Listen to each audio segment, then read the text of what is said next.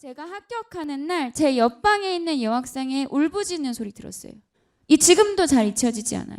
정말 서럽게 동물처럼 울었어요.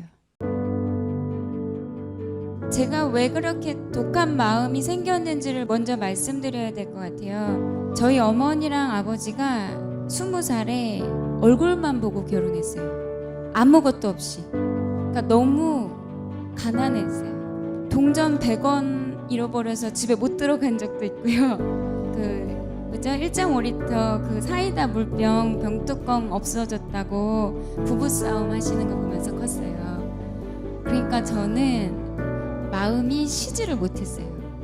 엄마를 웃게 해줘야겠다는 생각, 그리고 내가 그거를 꼭 해내야 된다는 생각.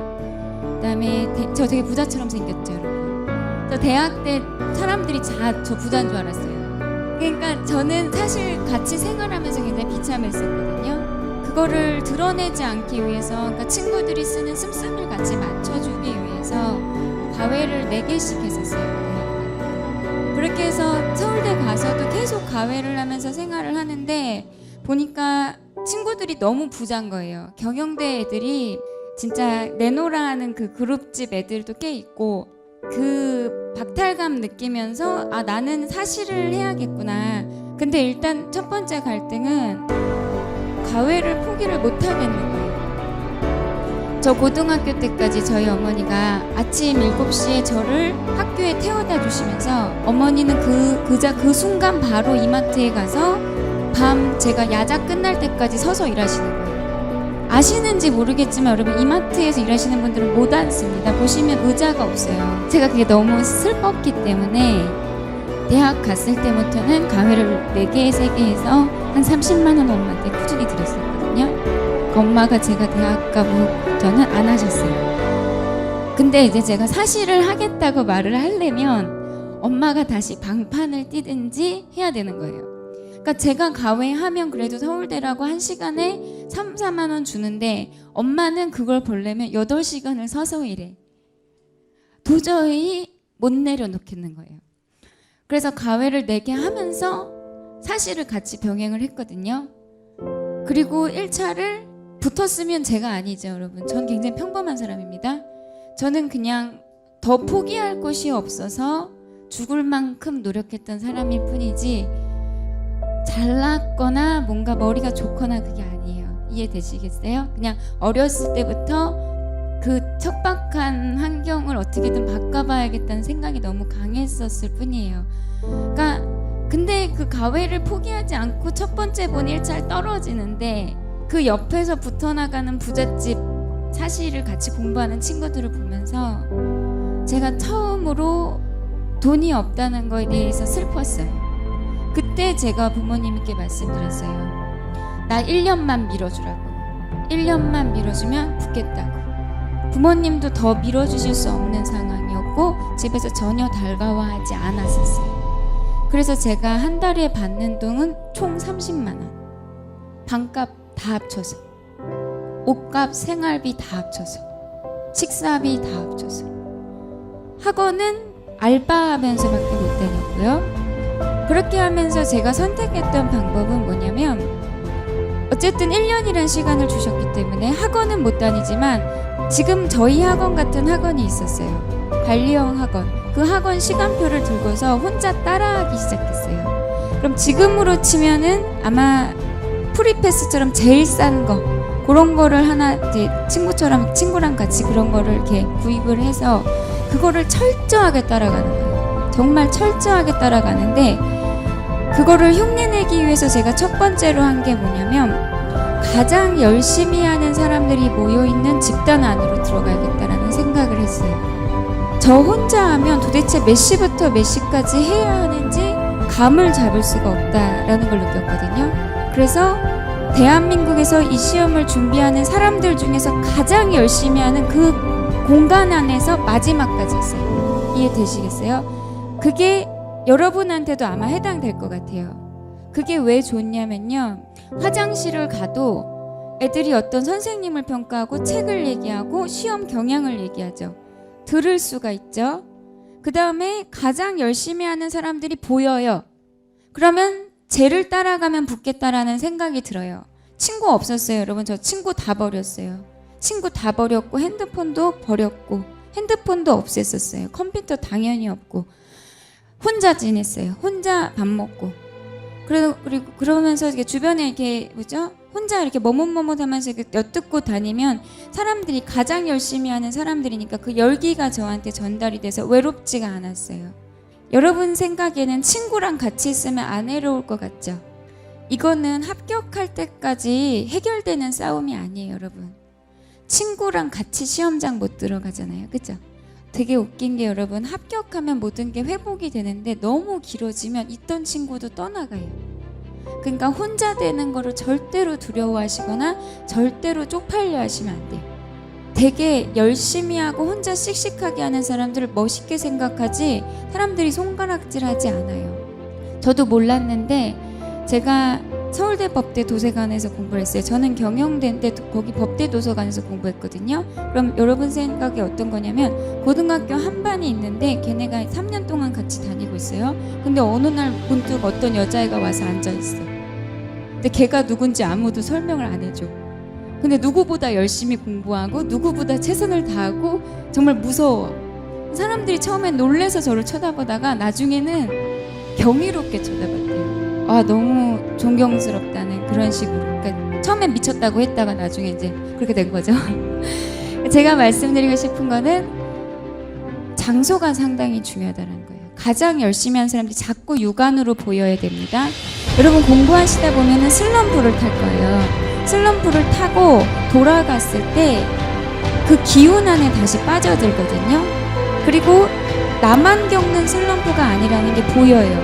그렇게 열심히 쟤는 절대 그만두지 않을 거라고 생각했던 애도 한 5일 동안 안 나타나다가 노랗게 돼서 나타나는 걸 보면서 아, 저번에 겪은 내 슬럼프가 그렇게 대단한 게 아니었구나. 쟤도 겪는데 그럼 나도 겪겠다. 그 기준이 자기한테 세워지거든요. 그리고 옆에 있는 친구가 이렇게 진짜 친구 말고 옆에 앉은 애, 열심히 하는 애, 걔가 책 페이지 넘어가는 거 보면서 아, 내가 약간 많이 느리구나. 좀 더 속도를 내야겠다. 그러니까 나 혼자라면 너무 힘들다고 느껴졌던 게 여러분 다 같이 하고 있으면 안 힘들고 그게 당연한 게 돼버려요. 제가 공부를 아침 7시부터 11시까지 했거든요. 제가 일단 제 생활을 말씀드릴게요. 아침에 6시 45분에 일어납니다. 그리고 7시 셔틀을 타요.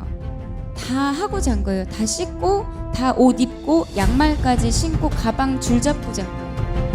바로 튀어나갑니다. 여러분 공격적으로 공부하셔야 돼요. 아침에 일어나서 세수하고 샤워하고 밥 먹고 책상에 앉는 데까지 2시간 걸려버리면 그날 날아가요. 아침에 아무 생각 안 들 때 반사적으로 가서 책상에 앉으셨을 때가 가장 안 힘들어요. 무슨 말인지 아시겠어요? 나 샤워해야지 기분 깬다. 그런 분들은 씻으세요. 근데 저 같은 경우는 아침에 일어나면 무서웠어요. 그날 하루가 너무 무서웠어요. 어떻게 일어나야 될지 도저히 알 수가 없었어요. 자신이 없었어요. 굉장히 나약한 사람이에요. 그런 면에서 자신감 있고 잘한 타입이 아니었거든요. 어떻게 일어나서 내가 저 책상까지 도서관 가서 앉아야 되는지가 무서웠기 때문에 그 동선을 굉장히 짧게 만들었어요. 그럼 그렇게 희생해서 앉은 아침 7시에 화장실 한번 가겠다 일어나고 손 씻겠다고 일어나고 아침 먹겠다고 일어나고 그럼 너무 아깝잖아요. 그죠? 그래서 저는 아침 7시 15분 거의 이제 책 피고 앉으면 15분이니까 그때부터 11시 15분까지 한 번도 일어나지 않았어요. 물티슈 가지고 앉았고 먹을 바나나랑 우유 가지고 다 싸놓고 잔 거예요. 일어났다 앉으면 흐름이 깨져요. 여러분은 그렇게 쭉 앉아있는 게 더 힘들 거라고 생각하시지만 자꾸 왔다 갔다 하면서 앉는 게 더 힘든 거예요. 그 다음에 11시 15분이 되면 친구들이 아니죠. 그 도서관에 있는 애들. 그러니까 제 마음속에 걔네가 친구예요. 걔네는 11시 30분에 밥을 먹으러 갔지만 저는 혼자서 11시 15분에 밥을 먹으러 갔어요. 11시 15분에 가서 딱 10분 만에 밥을 먹고 11시 35분에 다시 앉아요. 그리고 공부를 합니다. 그럼 한 10분 하면은 졸려요. 그리고 애들이 한 12시쯤 들어오는데 저는 그때까지 자요. 그럼 저 12시부터 공부합니다. 그럼 애들이 12시쯤에 막 12시 반에 와요, 사실. 12시 반에 들어오더니 애들은 1시 반, 2시까지 자는 거예요. 얼마나 시간을 많이 버는지 아시겠어요? 시간이 엄청나게 다르게 쓰이는 거예요. 그 혼자 먹는 동안에도 이어폰, 강의 테이프 끄고서 먹었어요. 왜냐면 처음에는 그게 너무 힘들기 때문에 강의를 들으려는 건 아닌데 남들 보기에 아무래도 의식이 되니까 뭔가 집중하고 있다라는 그런 표시를 하면서 밥을 먹고, 돌아와서 해외에서 공부를 하면서 제가 학원을 아르바이트 하면서 다녔다고 그랬잖아요. 학원 가는 시간 되면은 중간에 일어나서 갔다 와주고 돌아와서 바로 11시까지 공부하고, 그때도 한 번도 안 일어났어요. 사실은 한 번도 안 일어나려고 했어요. 그러나 여러분, 제가 이거를 맨날 365일 했다는 건 아닙니다. 중간중간에 크게 슬럼프가 있었어요. 한 달에 한 번씩 있었어요. 한 달에 한 번씩 방에서 아침에 나오는 걸 실패한 날이 있었어요. 그러면 진짜 이틀 가요. 이틀 동안 못 나와요.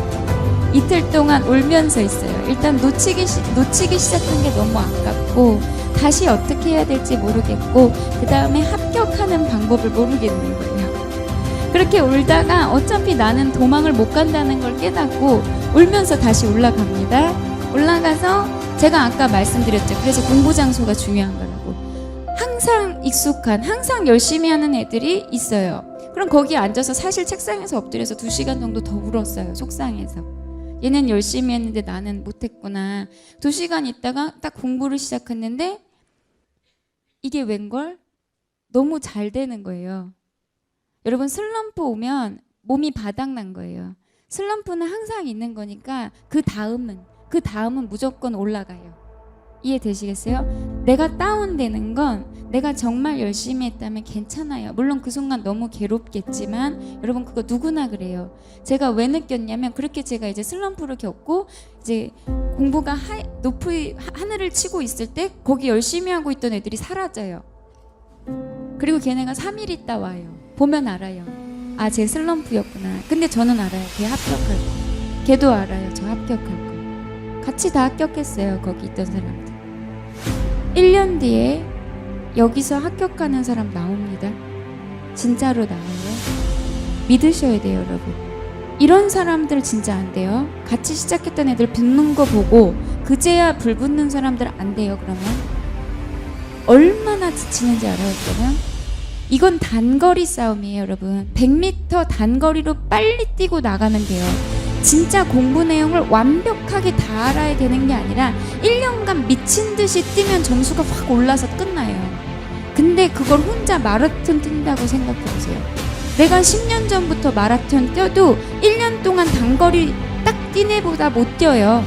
이해되시겠어요? 수업 기간이 길어진다고 유리한 게 절대 아닙니다. 오늘부터 내년까지 이 중에 합격하는 사람 나온다니까요.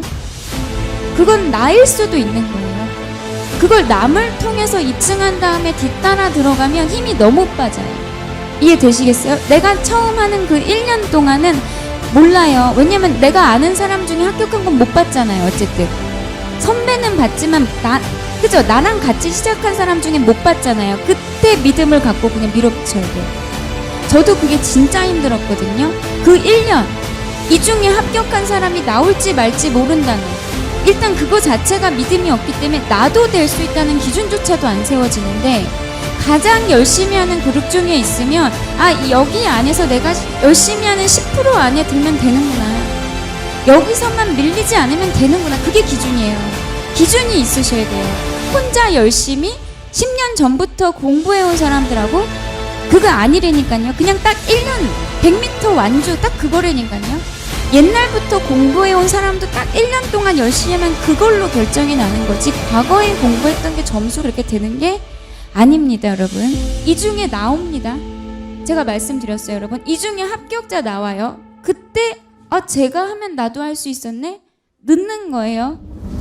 모든 시간은 다 공부를 향해 흘러야 돼요. 제가 아까 11시, 여러분 세븐일레븐을 지켜주는 게 좋아요. 야간에 공부하면 물론 효율적인 분들은 하셔도 되는데, 어쨌든 저는 세븐일레븐 했는데 11시에 집에 오죠. 그럼 여러분 보통 뭐예요? 11시에 집에 가면 씻고 인터넷, 친구랑 전화, 그죠? 저는 습관을 어떻게 들였냐면 씻고 바로 보던 책 펴요. 그리고 봐요. 저 알아요. 지금 느낌으로 남들은 놀고 있는 거, 정말 너무너무 열심히 하는 학생도 지금은 쉬고 있다는 게 느껴져요.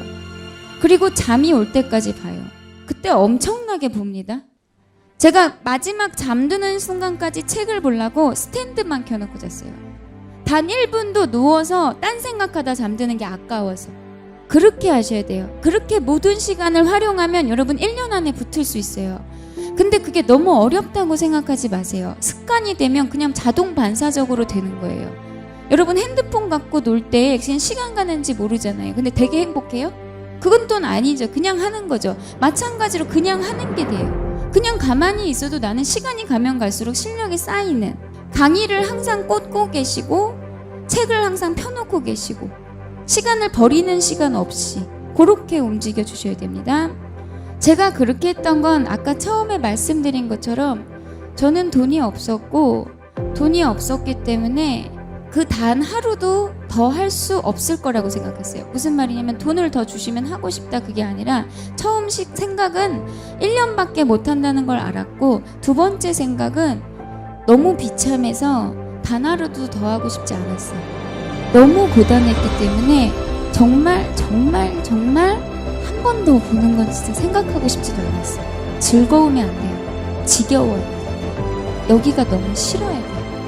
노량진이란 곳이 너무 싫어서 빨리 지나가게 하셔야 돼요. 인생에서. 여기는 여러분 빨리 끝나면 빨리 나가는 곳이에요. 정체하시면 절대 안 됩니다. 고등학교 때처럼 1학년, 2학년, 3학년 졸업 아니에요. 빨리 제대로 한 사람은 1년 안에 그냥 나가는 거예요. 못하면 계속 있고. 근데 여러분이 생각을 잘못하시는 게 언제쯤 되겠지. 아니라니까요. 기간을 딱 잡으시고 이때까지만 한 달을 일단 세우세요. 그리고 단 하루도 더 하고 싶지 않을 만큼, 정말 단 하루도 더 할 수 없을 만큼 하세요. 이해되시겠어요? 후회 없게. 제가 친구들을 버렸다 그랬잖아요. 뭐냐면 제 주변 친구들 같이 했던 대학 친구들이 예쁘게 생겼어요. 그래서 남자 문제가 많아. 얘네가 항상 들고 와 저한테. 머리가 너무 아픈 거예요. 나중에는 공부해야 되는데 자꾸 누구랑 사귀다 잘 안 돼서 너무 슬퍼 이러면서. 그러니까 저는 항상 착한 캐릭터이기 때문에 열심히 들어주다가 어떤 생각이 들었냐면 엄마 생각이 든 거예요. 분명히 얘는 나한테 뺏는 시간이 1시간인데 나는 걔가 가도 2-3시간 동안 집중이 잘 안 돼. 그리고 이건 분명히 나한테 마지막에 자신감을 떨어뜨리는 요소로 작용할 것 같아. 내 흐름이 깨져. 그리고 내가 100% 다 하지 못했다는 걸 내가 너무 잘 느끼고 있었어요. 그 친구 때문에. 그리고 내가 이 친구 때문에 만약에 여러분 정말 근소한 차이로 떨어지는 거예요. 엄청 점수차 나면서 떨어지면은 자기가 시험 봤다는 인식조차 없기 때문에 아깝지가 않은데 왜냐면 제가 왜 올인하라고 하냐면 아주 근소한 차에서 붙고 떨어지는 게 바뀌거든요. 그러니까 정말 조금의 양보도 없어야 되는 거예요. 내 공부에 있어서는. 근데 저는 그래서 내가 얘 때문에 만약에 떨어지면 이대로 가면 떨어질 것 같아요. 그래서 그 친구 지금 계속 떨어져서 진짜 그만뒀어요. 근데 저는 만약에 떨어지면 1년 동안 우리 엄마가 이마트에서 서서 일하는 걸 내가 봐야 되는데 내가 얘를 그만큼 사랑하나 정말 냉정하게 아니었어요. 그래서 연락 끊고 핸드폰 없애고 그냥 숨었어요. 그럼 뭐 사실 저도 한 거죠. 후회 안 합니다. 제가 제 인생을 책임지고 사는 거에 후회 없어요. 주변 사람들 다 떠나도 상관없어요. 저는 제 몫을 해야 된다고 생각해요. 내가 제대로 안 해서 가족들 배고프고 계속 나 뒷바라지하게 하는 거 아니라고 생각해요, 여러분. 여러분 스스로도 처지고 감정적이 되고 센티멘탈할 때 좀 생각해 보세요. 내가 어디까지 뒷바라지 받는 게 맞는지. 부모님들 다 똑같습니다. 저희 부모님은 어린 나이에 결혼하셨으니까 좀 솔직한 편이 없어요. 돈 없다고. 헬스장 보내달라 그러면 운동장 뛰라고. 방에 책상 놔달라 그러면 도서관 가서 하라고. 그 말 하시는 엄마는 마음이 뭐 좋았겠어요, 여러분? 그런 만큼 빠듯하니까. 거기까지 월 30씩 주는 것도 최선이니까. 제가 저희 부모님 욕하려고 하는 말이 아니라 여러분 스스로 부모님이 말씀을 안 하셔도 여러분이 이거를 길게 하면 안 된다는 걸 꼭 인식하셨으면 좋겠어요. 그럼 진짜 길게 안 할 거라면 어떻게 해야 되는지도 생각했으면 좋겠어요. 그리고 1년 뒤 이날 여러분 올 거예요. 공부 시작하고 적응하고 뭐하고 아니에요? 떠날 거예요. 여기서 왜 적응을 해요? 난 여기 떠날 건데. 왜 맛집 찾아요? 나 여기 밥 더 안 먹을 건데. 여기서 왜 그렇게 깊은 우정을 만들어요? 어차피 남을 사말은 남을 건데. 마지막까지 가봐야 서로가 어떻게 생각되는지. 솔직히 좀 냉정한 말이긴 한데 한결같지 못해요, 사람이. 여러분, 시험 전날에 친구가 와서 야, 나 연애 상담해줘. 그럼 뭐라고 얘기할 거예요? 나 내일 시험이야. 그럼 오늘은요? 똑같습니다. 왜냐면 1년 뒤에 이날이 올 거기 때문에. 난 1년 뒤에 그 시험을 붙을 거기 때문에 항상 내 마음을 시험 전날에 갖다 주세요. 그럼 여러분, 오늘 하루하루가 어때야 돼요? 완전 긴장 속에 지나가야 돼요. 심지어 저는 말도 줄였습니다. 말하지 않았어요, 여러분. 말을 하지 않았어요. 말을 하면 자꾸 고민이 생기기 때문에. 이해되시겠어요? 시험 당일 너무 빨리 옵니다. 제가 합격하는 날 제 옆방에 있는 여학생이 울부짖는 소리 들었어요. 지금도 잘 잊혀지지 않아요. 정말 서럽게 동물처럼 울었어요. 저는 그걸 1년 전부터 생각했어요. 나 여기서 떨어지면 나 그날 그렇게 울 텐데. 그렇게 울 때 뭐가 나한테 위로가 될까? 어차피 여러분 승패는 나옵니다. 그때 웃을 수 있도록 1년 동안 울면서 지내세요.